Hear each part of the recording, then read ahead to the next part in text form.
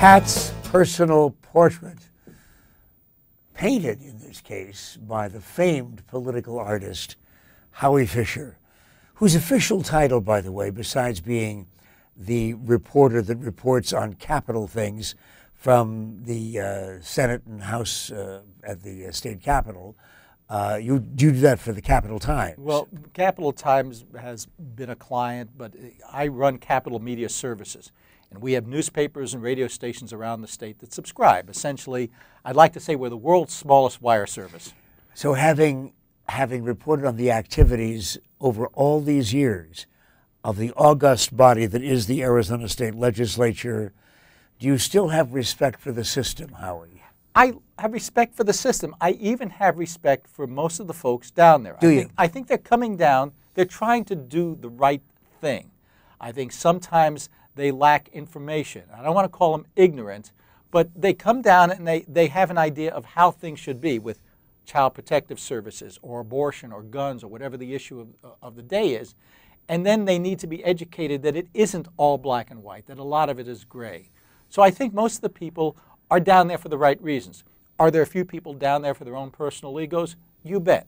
Are there a few people down there for their own narrow agendas and don't care about the rest of government? You bet. But I respect people willing to put themselves up for the grand sum of $24,000 a year. Why do they run? Some of it is ego, although just a second, hold on. I can understand ego if you're a diplomat being sent to Rio de Janeiro to represent America. I can understand ego maybe if you're going to be in Washington, the seat of real power. But the Arizona State Senate or House? Well, you have to get elected. See, I would find it very hard to go out and ask people for money and ask people for their votes to send me there. There are people who enjoy this. It becomes sort of I'm going down there and you have sent me there, and that shows that I am more important. I think a lot of people want to do right. They recognize there are problems with the state. They recognize there are things that need to be changed. Now, do they all agree on how that needs to be changed? No. There are people who believe that the best way to make the state better and to bring in high-paying jobs is to keep lowering taxes. Now, there is this Laffer curve, this theory that the more you lower the tax rate, the more money you'll bring in. Well, if you follow that to its illogical conclusion, when we get the tax rate down to zero, we're going to be infinitely wealthy. There are others who believe that the way you make Arizona better is investing, whether it's in K-12 education. You know, we have kids who can't read when they get out of high school.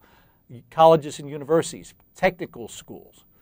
And everyone has an idea of how it's done. Ideally, this should be a wonderful mixture of ideas and debate and taking the time and looking at the research and coming up with something. Now, if it doesn't work, then coming back and fixing it. There are people down here who want to fix it. They do want Arizona to be a better place. But we don't read about them as much as we read about the people who present legislation that just seems to me, as a layperson, to be goofy, wacko stuff. But do those people present those bills? Most of them have no chance whatsoever of passage. Do they present them to get attention or because they really believe philosophically in that stuff? I think there's a little bit of both. I think in some of the gun legislation, there are people who take an absolutist view of the Second Amendment. And not only the federal Second Amendment, which talks about a well-regulated militia, we have an Arizona version, our own Constitution, that says the right of people to bear arms in defense of themselves in the state shall not be abridged. And if you believe it in an absolutist sense, the way I believe perhaps in the First Amendment, then they are there to say anything the government does in terms of registration, time and place limits on carry is improper. There are other people who I think throw things in the hopper because they figure it'll get me some ink, it'll get me some attention, perhaps it'll get me elected to higher office. Or perhaps they wind up on Stephen Colbert, as the state does all too often, you have to admit.